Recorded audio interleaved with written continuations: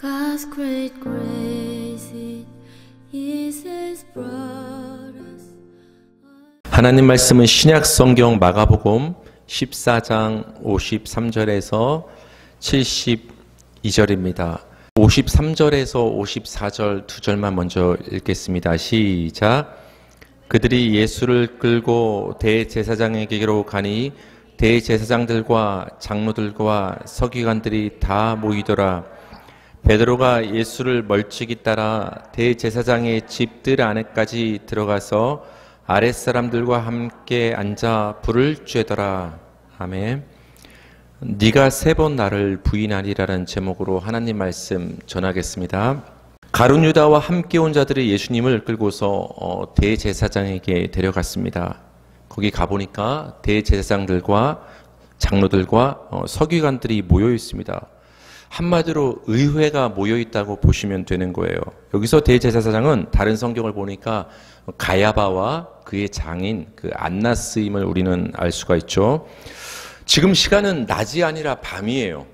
밤에는 사람이 자야 되는데 이렇게 늦은 밤 시간에 그렇게 고위직에 높은 사람들이 다 지금 집결해 있다는 것은 얼마나 신속하게 그들이 예수님을 잡아서 죽이는 일에 지금 몰두하고 있는가를 그 시간을 통해서도 우리는 알 수가 있습니다.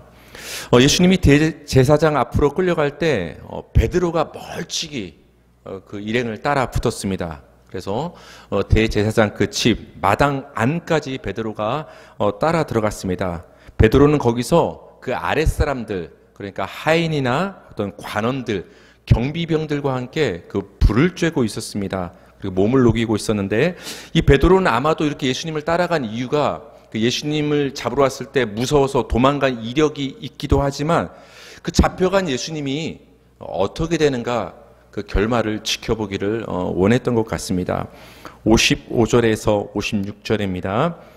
대제사장들과 온 공회가 예수를 죽이려고 그를 칠 증거를 찾되 얻지 못하니 이는 예수를 쳐서 거짓 증언하는 자가 많으나 그 증언이 서로 일치하지 못함이라. 대제사장들과 온 공회가 예수를 죽이기 위해서 증거를 잡아야 되지 않겠습니까? 무고하게 어떤 사형에 처할 수는 없단 말이에요. 근데 미리 계획을 짜놨단 말이에요. 다시 말하면 거짓 증언할 자들을 지금 미리 섭외를 하고 계획을 해놨단 말이에요. 근데 그들이 막 예수님을 사형에 해당하는 자로 증언을 하기 시작을 했는데 그들의 증언이 앞뒤가 맞지 않는 거예요. 이 사람 증언하고 이 사람 증언이 서로 맞지가 않는 거예요. 그래서 효력이 없는 거예요. 왜 맞지 않을까요? 사실이 아니기 때문에. 여러분, 거짓말은 맞을 수가 없는 것이죠. 여기 보면 거짓 증언이란 말이 나옵니다. 우리 10계명 중에서 9계명 중에서 내 이웃에 대해서 거짓말하지 말라가 아니라 정확히 말하면 거짓 증언하지 말란 말이 나와요. 굉장히 여러분 억울합니다. 요즘도 우리가 언론 뉴스를 보면 다른 사람에 대해서 어떤 돈을 일부러 뜯어내기 위해서 무고하게 고소하는 경우가 있지 않습니까? 거짓으로 증언을 해서. 십계명에서도 이웃에 대해서 억울하게 거짓 증언하지 말라고 지금 얘기를 하고 있어요. 근데 지금 사람들이 누구에 대해서 지금 거짓 증언하고 있죠? 예수님에 대해서. 여러분, 예수님은 우리의 이웃이 되십니다. 그러니까 십계명에서 네 이웃에 대해서 거짓 증언하지 말라는 이 계명은 단순히 인간이라는 우리 사람이 사는 공동체에서 이웃 간에 사람 간에 거짓 증언하지 말라는 그 계명의 말씀도 되는 동시에 우리의 이웃 대신 그 예수님에 대해서 맞지 않는 소리를 하지 말라, 거짓 증언하지 말라는 그 경고의 말씀도 되는 것입니다. 우리 57절부터 59절을 다 같이 한번 읽어보겠습니다. 시작. 어떤 사람들이 일어나 예수를 쳐서 거짓 증언하여 이르되 우리가 그의 말을 들으니 손으로 지은 이 성전을 내가 헐고 손으로 짓지 아니한 다른 성전을 사흘 동안에 지으리라 하되 그 증언도 서로 일치하지 않더라. 이제 구체적으로 예수님에 대해서 어떤 거짓 증언이 있었는가를 지금 이제 기록을 해주고 있는데, 어떤 사람들이 예수님께 거짓 증언을 합니다. 사람의 숫자는 다른 성경을 보면 2사람이라는 걸 알 수 있어요. 왜냐하면 율법에 의하면 무엇인가에 대해서 증언을 할 땐 2-3사람 이상이 모여야 돼요. 한 사람이 얘기하면 거짓말로 꾸며낼 수도 있잖아요.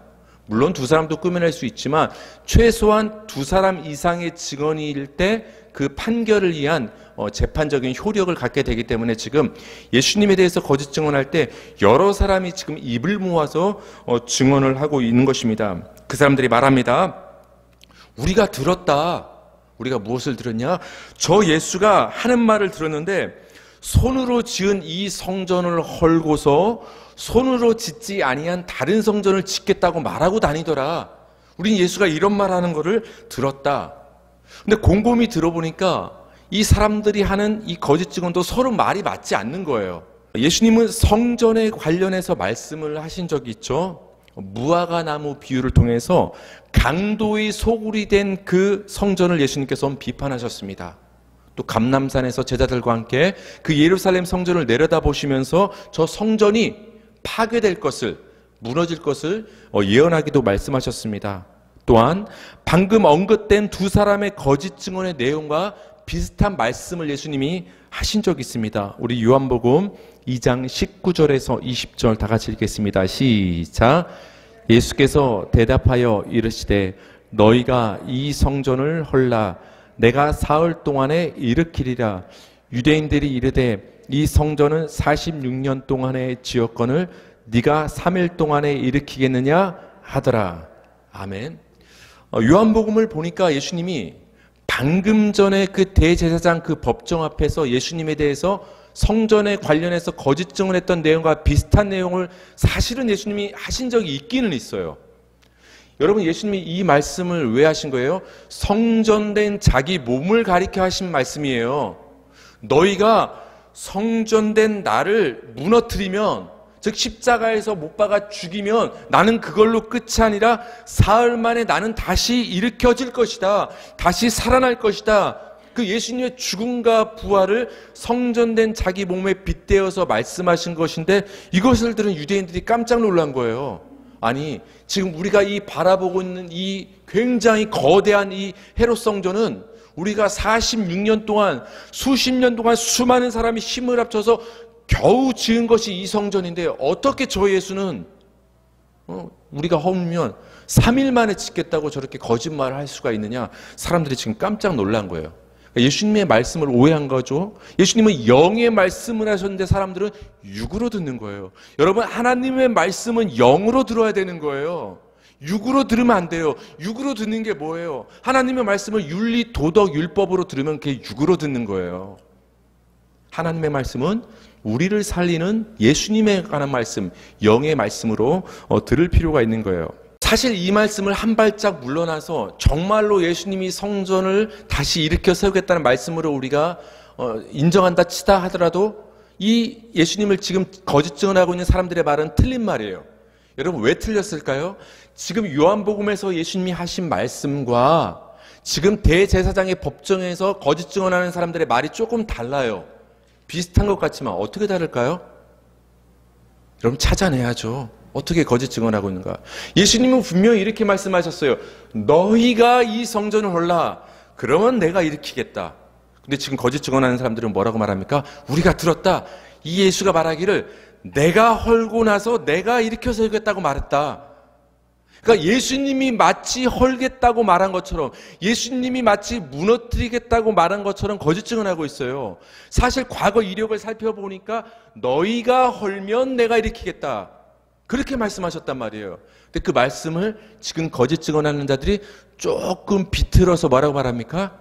저 예수가 본인이 헐겠다고 말했다.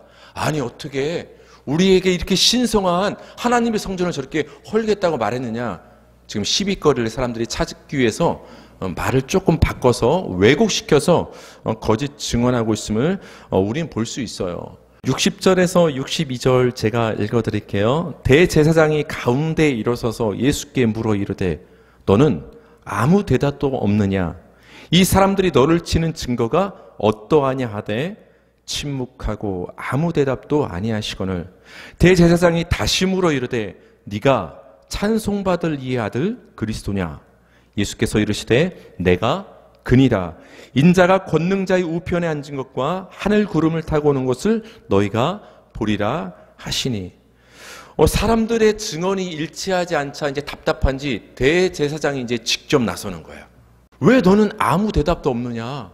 지금 사람들이 너를 지금 죽이기 위해서, 너를 지금 치기 위해서 지금 여러 가지 증언들을 하고 있으면 너도 대답을 해야 될 거 아니냐. 저 사람들이 맞는지 틀리는지 너도 지금 네 자신을 변호해야 될 것 아니냐. 근데 왜 지금 너는 지금 꿀먹은 버거니처럼 가만히 아무 대답도 안 하느냐. 저 사람들이 하는 말이 어떻게 들리느냐. 대제사장이 답답한지 예수님께 질문을 합니다. 그리고 이 성전에 관련해서 예수님을 칠 증거를 더 이상 찾지 못하자 대제사장은 질문의 방향을 바꿉니다. 그 질문의 방향을 어떻게 바꾸냐? 이제 예수님의 정체성과 관련해서 질문하기 시작해요. 뭐라고 질문하죠? 네가 찬송받을 이의 아들 그리스도냐? 근데 이번에는 예수님이 대답을 합니다. 사람들이 막 거짓 증언할 때는 침묵하고 아무 말씀 안 하시던 그 예수님이 그 정체성에 관한 질문을 딱 듣고 나서는 예수님이 바로 정확하게 대답을 하십니다. 이렇게 대답하시죠. 내가 그니라. 맞다. 내가 찬송받을 이의 아들 그리스도다. 내가 하나님의 아들 그리스도다. 그리고 인자인 나는 권능자의 우편에 앉아 있다가 다시 구름을 타고 너희에게 올 것이다. 그것을 너희가 볼 것이다. 자신이 정체성과 자신이 어떻게 하실 것을 지금 예수님께서는 분명히 대제사장 앞에서 말하는 거예요.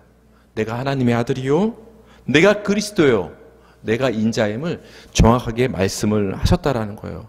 여러분 한번 유심히 한번 예수님의 태도를 한번 살펴보세요. 예수님을 향한 거짓 증언에는 침묵하셨단 말이에요.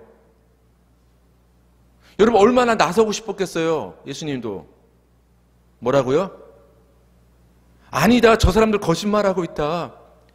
나는 이렇게 말했는데 저 사람들은 이렇게 말한다. 틀렸다, 억울하다.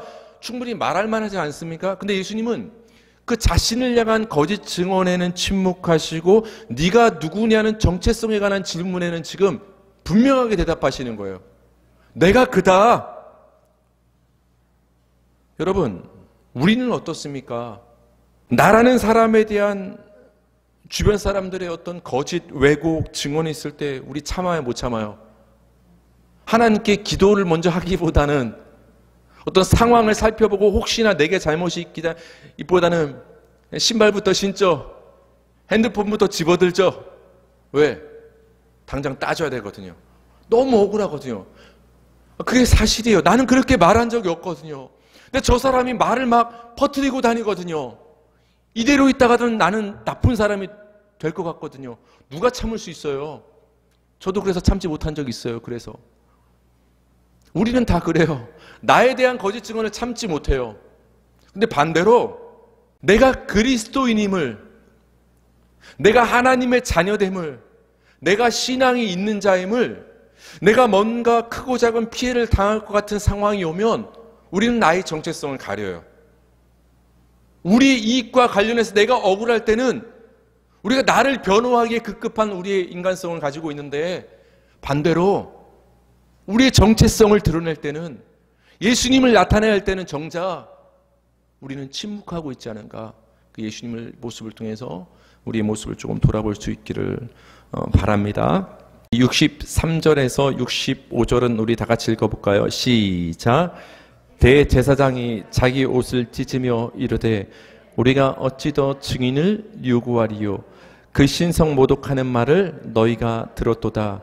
너희는 어떻게 생각하느냐 하니 그들이 다 예수를 사형에 해당한 자로 정죄하고 어떤 사람은 그에게 침을 뱉으며 그의 얼굴을 가리고 주먹으로 치며 이르되 선지자 노릇을 하라 하고 하인들은 손바닥으로 치더라. 아멘. 예수님의 대답을 들은 대제사장은 자기의 옷을 찢으면서 이렇게 말했어요. 우리가 어떤 증인들을 더 필요로 하겠느냐? 이제 더 이상 증거가 필요 없다라는 거예요. 왜? 예수가 저 한 말로 충분히 유죄에 해당하다고 대제사장은 지금 판단한 거죠. 그러면서 이렇게 말합니다. 왜 더 이상 증인이 필요 없고 저 예수가 유죄에 해당하느냐? 우리가 신성모독하는 저 예수의 말을 들었다.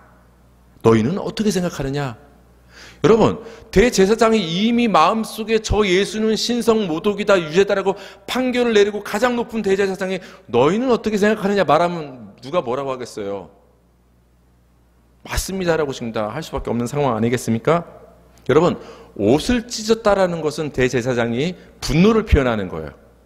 분노를 표현하는 거예요. 왜 옷을 찢었을까요, 여러분? 그 아까운 옷을 보라는 거예요. 내가 옷을 찢을 정도로 저 예수는 분명히 유죄다. 보라는 거예요.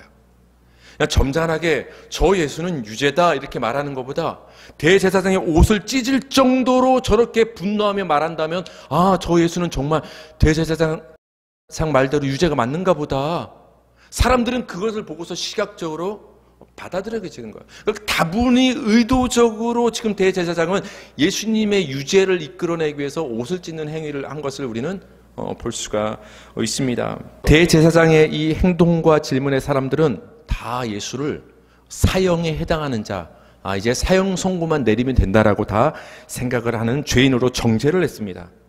죄인으로 정죄가 되고 나니까 사람들이 어떻게 행동합니까? 예수님께 침을 뱉어요. 그리고 예수님의 얼굴을 치고 때립니다. 그리고 이렇게 말합니다. 얼굴을 가리고서 이렇게 말합니다. 야, 네가 지금까지 하던 대로 선지자 노릇 한번 해봐라. 이게 무슨 말일까요? 선지자 노릇. 선지자가 하는 일은 예언이에요. 한번 예언해봐라. 지금 비꼬고 조롱하는 거예요, 사람들이. 뭐하고요? 예수님 얼굴을 가리고. 즉 가리고 예수님을 조롱하고 때리는 거예요. 야, 지금 너 때리고 있는 사람이 누군지 한번 맞춰봐라. 너 한번 예언해봐라. 지금까지 잘 이런 노릇하고 다니지 않았느냐. 예수님을 굉장히 지금 사람들이 조롱하는 거예요. 하인들, 아랫사람들, 경비병들까지 다 나서서 예수님을 조롱하고 예수님을 때리는 장면이 지금 벌어지고 있습니다. 여러분, 대제사장은 어떤 근거로 예수님께 사형에 해당한다고 신성모독죄라는 죄를 붙였을까요? 예수님의 답변 중에 뭐가 꼬투리가 되어서 신성모독죄라는 그 유죄를 받게 되었을까요? 바로 예수님의 이 말씀에 우리는 주목을 해야 돼요. 내가 근이라. 내가 근이란 말이 대제사장의 심기를 건드린 거예요. 아니, 대제사장이 네가 찬송받을 이의 아들 그리스도 맞냐 하니까 당연히 사람이면 질문할 때 맞습니다. 내가 그입니다. 이렇게 대답하는 게 단순한 대답인데 이게 뭐 심각한 문제가 된다고 이것 때문에 신성모독이 되냐고 우리는 생각할 수 있는데 이건 굉장히 심각한 답변이에요. 왜 그러냐면은 내가 근이라는 표현은 조금 힘든 말로 말하면 에고 에임이란 말이에요. 성경에서 에고 에임이 나는 나다 이 말이에요. 이것은 성경에서 하나님의 자기 계시적인 표현이에요. 내가 하나님이다 라는 표현이 에고 에임이고 이게 나는 나다 라는 표현이에요. 예수님이 지금 그 표현을 대제사장과 사람들 앞에서 하고 있는 거예요. 단순히 내가 그 사람이다. 예수님이 지금 신분을 밝히는 그 답을 하시는 것이 아니라 내가 하나님의 아들이다. 내가 바로 하나님이다 라고 지금 자기 계시를 대제사장 앞에서 하고 있는 거예요. 근데 대제사장은 여호와 하나님 유일신만을 믿어왔던 그 대제사장이 저 인간 나사렛 예수가 자기를 가리켜서 하나님이라고 하니까 깜짝 놀라는 거예요. 저게 말이 되냐? 하나님은 여호와 한 분밖에 없는데 어떻게 저 인간 예수가 자기를 가리켜서 내가 하나님이다라 에고에임이라고 말할 수가 있느냐? 저건 신성모독죄다. 분노한 거예요. 우리 마가복음 6장 50절 읽어볼까요? 시작. 그들이 다 예수를 보고 놀람이라. 이에 예수께서 곧 그들에게 말씀하여 이르시되 안심하다 내니 두려워하지 말라 하시고. 예수님께서 바다 위를 걸어오실 때 제자들이 깜짝 놀랐어요. 그 바람과 파도에도 놀라고 그 유령같이 걸어오시는 예수님의 모습에도 놀랐어요. 그때 깜짝 놀라 두려워하는 제자들을 향해서 예수님이 지금 뭐라고 말씀하셨냐면은 안심하라 내니 두려워하지 말라.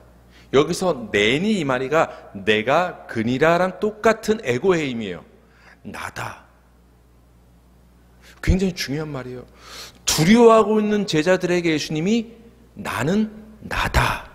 내니 나는 근이라고 말씀하시는 거예요. 다시 말하면 나는 하나님이다. 그러니까 두려워하지 말라. 왜? 예수님은 그 바람과 파도를, 바다를 잔잔케 하실 수 있는 능력 있는 내가 하나님이다. 그러니까 너희는 두려워하지 말라라고 말씀을 하시는 거예요. 예수님은 제자들에게도 자신이 하나님이심을 그 표현을 통해서 말씀을 하셨고, 지금은 그 대제사장 앞에서 내가 그니라는 표현을 통해서 자신이 하나님이심을 지금 밝히는 거예요. 그것이 이제 사람이 듣기에 신성모독으로 느껴서 예수님에게 지금 판결을 내리게 되는 것입니다. 더군다나 예수님이 이어서 뭐라고 말씀하셨죠? 너희는 인자가 권능자의 우편에 앉아 있다가 하늘 구름을 타고 오는 것을 너희가 볼 것이다. 여러분, 이건 다니엘 성경을 인용한 것인데, 다니엘을 보면 인자 같은 이란 표현이 나와요. 그건 예수님을 이제 예언한 말씀인데, 즉 인자는 예수님이에요. 근데 그 예수님이 권능자의 옆에 앉아 있어요. 즉 하나님의 옆에 앉아 있어요. 지금 여러분, 예수님은 하나님 우편에 앉아 계신 줄 믿으시기 바랍니다. 하나님 우편에 앉아 계시다가 때가 되면 구름을 타고 이 땅에 오시는 거예요. 왜 오시죠? 어떤 분으로 오시는 거예요? 심판주로 오시는 거예요. 백마를 타고. 재판관으로 예수님이 오신다라는 거예요. 그러면서 예수님이 이 말씀하시는 거예요. 야, 대제사장, 너희들은 나를 지금 신성모독죄로 지금 정죄하고 있는데, 너희가 나중에 때가 되면 내가 하나님 옆에 앉아있는 것과 그 앉아있던 내가 하늘 구름을 타고 심판자로 재판관으로 너희를 심판하러 오는 것을 너희가 볼 것이다. 다시 말하면 나는 나중에 너희를 심판할 것이다 라고 지금 말씀하시는 거예요. 이 말씀을 들으니까 대제사장이 화가 나요, 안 나요? 신성모독이라고 말한 것도 굉장히 불경한데 이제는 괘씸하게 감히 우리를 심판하러 오겠다고? 괘씸죄에 지금 예수님이 또 걸린 거예요. 그래서 그들은 대제사장 무리는 예수님을 사형에 해당하는 자로 이제 지금 정죄를 하게 됩니다. 여러분, 이 장면을 한번 상상해 보세요. 그 캄캄한 밤에 대제사장들과 많은 사람들이 지금 예수를 둘러싸고 모여 있어요. 예수 한 명만 외로이 피고인석에 있어요. 대제사장은 그 판사의 자리, 재판관의 자리에 있어요. 많은 사람이 예수님을 공격하며 지금 증거를 찾고 있습니다. 어떻게든 예수님을 죽이기 위해서. 결국은 예수님에게 신성모독죄를 갖다 붙이고 예수님께 사형을 선고하고 예수님을 조롱하는 이들의 모습은 굉장히 웃겨요. 굉장히 아이러니한 거예요. 왜 이게 여러분 이해할 수 없는 아이러니한 모습인지 아십니까? 피고인석에 앉아서 심판받아 마땅해야 할 그 인간이 심판주로 오실 그 재판과 예수님을 반대로 심판하고 있는 모습인 거예요. 심판석에 앉아야 될 분은 예수님이신 거예요. 피고인석에 앉아야 될 대상은 바로 인간 대제사장과 그 무리, 우리의 모습인 거예요. 근데 그 모습이 지금 바뀌었어요. 신문받아 마땅한 그 인간들이 감히 그 재판관 예수님의 자리에 반대로 앉아서 재판관 되시는 심판주 되시는 그 예수님을 지금 판결을 하고 있다는 거예요. 여러분, 심판은 하나님의 일이에요. 선악간에 분별할 수 있는 분은 오직 하나님뿐이세요. 여러분, 이걸 꼭 기억하세요. 심판은 하나님의 일이고 선악간에 분별할 수 있는 일은 하나님의 일이에요. 근데 인간이 뭘 따먹었어요? 선악과. 그게 그거예요. 선악을 분별하겠다고 선악과를 따먹은 거예요. 선악을 분별하는 것은 누구의 일이라고 했죠? 하나님의 일. 하나님의 일이 선악을 분별하는 것인데 그 인간이 선악을 분별하겠다고 그걸 따먹었어요. 자기가 뭐처럼 되고자 하는 마음이 있다는 거예요?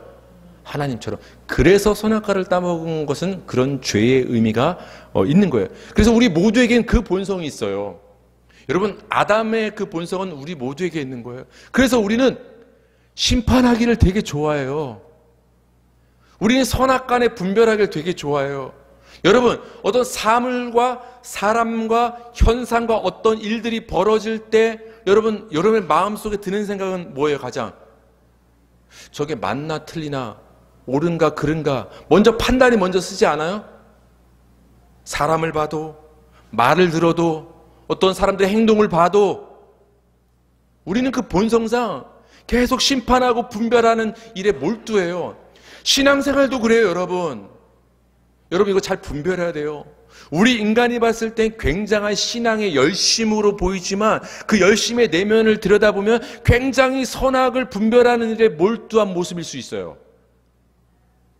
이거는 해야지, 이건 하지 말아야지, 그리스도인으로서 이렇게 살아야지, 이렇게 살면 안 되지. 여러분, 지난날 우리의 신앙생활이 거기에 초점이 있지 않았어요? 여러분이 판단하기에 그리스도인이라면 이렇게 해야 될 것 같아, 그리스도인이면 이렇게 하지 말아야 돼, 그래 난 이렇게 살았으니까, 행동하고 살았으니까 난 그리스도인의 삶을 잘 살았구나. 스스로 우리가 선악을 분별하며 심판하며 살아오지 않았습니까? 여러분, 자유함이 있기를 바랍니다. 우리 성도에겐 자유함이 있는 거예요. 선악을 분별하고 심판하는 일은 하나님의 일이신 거예요. 하나님의 일. 그 옛날 대제사장들이 심판주이신 예수님을 거꾸로 심판했던 것처럼 우리는 우리의 삶을 살면서 심판석에 앉아서 그 심판하는 일을 하며 살고 있지는 않은가 돌이켜볼 필요가 있다는 것입니다. 대제사장과 의회 앞에서 신문을 받으시고 사형정죄를 당하고 침뱉음을 당하고 얼굴을 맞고 능욕을 당하는 예수님의 모습은 이미 예수님이 나는 이렇게 될 것이라고 예언하셨던 말씀이에요. 마가복음 10장 33절에서 34절 시작. 보라, 우리가 예루살렘에 올라가노니 인자가 대제사장들과 서기관들에게 넘겨주매 그들이 죽이기로 결의하고 이방인들에게 넘겨주겠고 그들은 능욕하고 침뱉으며 채찍질하고 죽일 것이나 그는 3일 만에 살아나리라 하시니라. 아멘. 전에 예수님이 말씀하신 일이 진짜로 벌어지는 거예요. 나 대제사장 무리에게 잡혀갈 것이다 했는데 진짜 잡혀갔잖아요. 넘겨졌잖아요. 능욕당할 것이다 했는데 진짜 지금 침뱉음 당하고 능욕당하고 있지 않습니까? 여기서 우리가 주목할 것은 이거예요. 아, 예수님이 예언하셨던, 예수님이 고난받고 능욕당하고 죽게 될 그 예언이 지금 실제로 일어나고 있는 장면을 봤을 때, 그렇다면 예수님이 살아나신다는 그 예언도 일어날 것이다를 우리는 봐야 되는 거예요. 그러니까 이 제자들은 두려워할 것이 아니라 예수님이 쉼없이 저렇게 피고인석에 앉아서 능욕당하고 결국은 십자가에 죽으시는 모습을 보고 절망할 것이 아니라 옛날 그 예수님의 예언을 떠올려야 되는 거예요. 아, 저렇게 예수님이 힘없이 죽네, 우리 이제 다 끝났구나. 그게 맞는 게 아니에요. 그 절망의 모습을 통해서 깨달아야 되는 거예요. 아, 지난날 예수님이 예언하셨던 대로 정말로 예수님은 고난받고 순환받다가 죽으시는구나. 예언의 말씀이 진짜 성취됐네. 그렇다면 다시 살아난다는 그 예언의 말씀도 반드시 이루어지겠구나를 볼 수 있어야 되는 거예요. 한 발짝 더 나가면 뭘 볼 수 있어야 되는 거예요?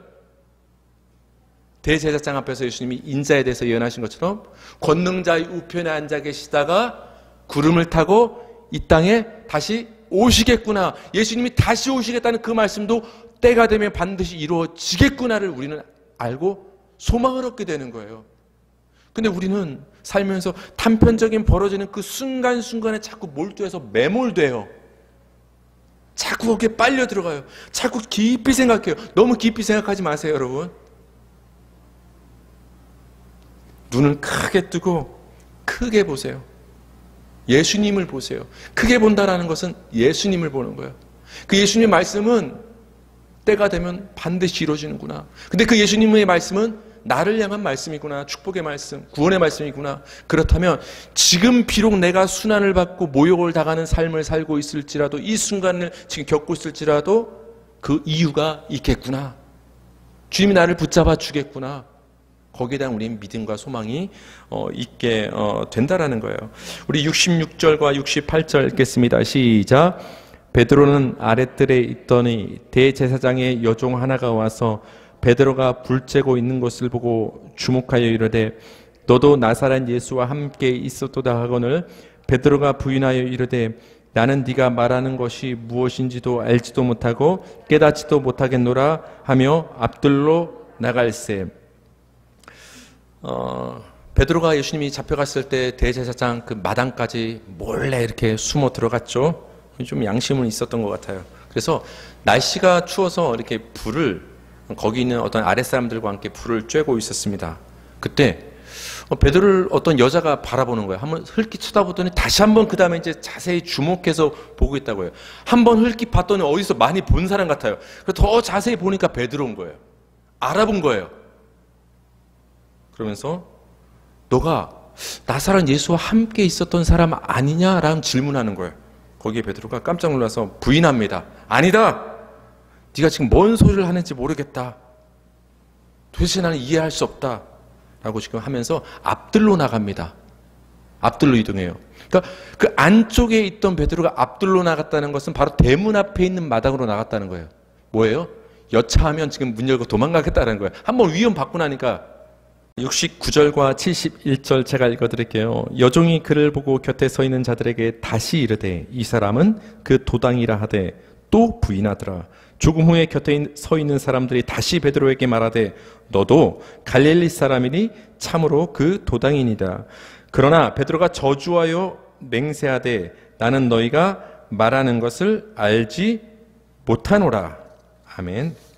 여종이 베드로를 보고 곁에 있는 사람들에게 이 사람은 그 도당이다. 즉 예수와 한패다. 예수님을 따르는 그 제자들 중에 한 명이다. 라고 좀 구체적으로 이제 말을 합니다. 그러자 베드로가 다시 한번 두 번째로 예수님을 부인합니다. 잠시 후에 이번에는 곁에 있는 사람들이 이제 단체로 베드로에게 이렇게 말합니다. 너도 갈릴리 사람이니 참으로 그 예수님을 따르던 사람이 맞는 것 같다. 다른 복음서를 보면 이런 기록이 나와 있어요. 베드로의 그 말투를 보고서 이 사람이 갈릴리 사람인 걸 눈치챈 거예요. 우리가 사람끼리 얘기를 해보면 저 사람의 사투를 듣고 어디 출신인지 알아볼 수 있는 것처럼 아마 갈릴리 사람의 발음이 났던 모양이에요. 그걸 보고서 너는 갈릴리 사람 아니냐고 지금 사람들이 질문을 하는 거예요. 베드로가 뭐라고 말합니까? 이번에는 저주하며 맹세까지 합니다. 나는 너희가 말하는 이 사람 예수를 알지 못한다고 드디어 세 번째 부인을 합니다. 여기서 저주하며 맹세했다라는 것은 예수님을 저주했다는 말이 아니에요. 내가 지금 하는 이 말이 거짓말이라면 나는 저주를 받을 것이다. 그 말이에요. 그러니까 내 말은 사실이니까 제발 좀 믿어달라. 자신을 지금 저주하면서까지 예수님을 부인하고 있는 거예요, 지금. 72절 우리 마지막으로 읽겠습니다. 시작. 닭이 곧 두 번째 울더라. 이에 베드로가 예수께서 자기에게 하신 말씀 곧 닭이 두 번 울기 전에 네가 세 번 나를 부인하리라 하심이 기억되어 그 일을 생각하고 울었더라. 아멘. 베드로가 세 번 예수님을 부인했을 때 곧바로 닭이 두 번째 울었습니다. 정말로 예수님의 예언대로 됐죠. 예수님 말씀이 베드로는 떠올랐어요. 굉장히 아마 그 황급히 튀어나갔을지도 몰라요. 그래서 엎드려서 슬피 울었습니다. 여러분, 예수님을 부인하는 것에 대해서 성경은 분명히 우리에게 경고를 해주고 있어요. 마태복음 10장 33절을 보면 누구든지 사람 앞에서 나를 부인하면 나도 하늘에 계신 내 아버지 앞에서 그를 부인하리라. 사람 앞에서 예수님을 부인하면 예수님도 하나님 앞에서 그 사람을 부인한대요. 여러분, 이 말씀에 의하면 베드로도 부인받아 마땅한 존재 맞죠? 예수님이 이렇게 말씀하셨잖아요. 베드로도 예수님을 부인했기 때문에 그 베드로도 하나님 앞에서 예수님으로부터 부인받아 마땅한 존재가 베드로인 거예요. 베드로는 하나님께 받아들여질 수 없는 존재인 거예요. 여러분, 이 장면을 다시 한번 떠올려 보세요. 베드로가 예수님을 부인하는 순간 예수님은 인간의 심판대 앞에서 신문 받으시고 정죄당하고 조롱당하고 매를 맞고 계셨어요. 왜 그런 수모를 예수님은 지금 당하고 있었죠? 예수님을 세 번 부인할 수밖에 없었던 베드로, 그래서 하나님 앞에서 부인당할 수밖에 없는 그 베드로를 하나님 앞에서 인정받게 만들기 위해서, 그 베드로를 하나님 앞에 받아들여질 수 있게 만들기 위해서 그 예수는 안에서 수모를 당하고 있었던 거예요. 베드로가 예수님을 부인하고 있는 그 순간 하나님 앞에서 장차 부인당할 수밖에 없는 그 베드로를 인정받게 만들기 위해서 예수님은 그 반대로 안에서 그 베드로를 위해서 수모를 당하고 있었다라는 거예요. 굉장히 그 모습이 상반되죠. 여러분, 베드로의 모습은 우리의 모습, 여러분의 모습이에요. 우리는 베드로처럼 시시각각 예수님을 부인해요. 예수님을 부인한다는 것은 꼭 우리는 예수님을 모릅니다, 예수님을 믿지 않겠습니다, 이렇게 말로 말하는 것만이 부인이 아니에요. 전적으로 예수님께 우리의 온 마음을 쏟고 예수님을 믿고 의지하는 대신에 내 힘과 내가 가진 것과 환경과 사람을 더 붙잡는다면 그것이 바로 예수님을 부인하는 거예요. 내가 판결하는, 분별하는 심판 자리에 서는 것이 예수님을 부인하는 불신앙이 되는 거예요. 그렇다면 우리도 예수님을 부인한 자가 되기 때문에 여러분도 사실은 하나님 앞에 부인받아 마땅한 존재인 거예요. 여러분도 하나님께 우리도 받아들여질 수 없는 존재가 우리라는 거예요. 근데 여러분, 우리가 하나님의 자녀로 아들로 하나님께 받아들여지지 않았습니까? 인정되지 않았습니까? 왜 그래요? 예수님이 심판대 앞에서 부인당하시고 고난당하시고 십자가에서 죽으심으로 그 예수님의 십자가 피 공로로 말미암아 부인받아 마땅한, 하나님께 받아들여질 자격이 없던 우리가 하나님께 인정되고 받아들여질 수 있게 되었다라는 거예요. 그래서 우리는 우리의 삶 가운데 그 예수님만을 인정하고 예수님의 십자가만을 인정하고 자랑하는 우리 복된 믿음의 성도들 되기를 주님의 이름으로 축원합니다.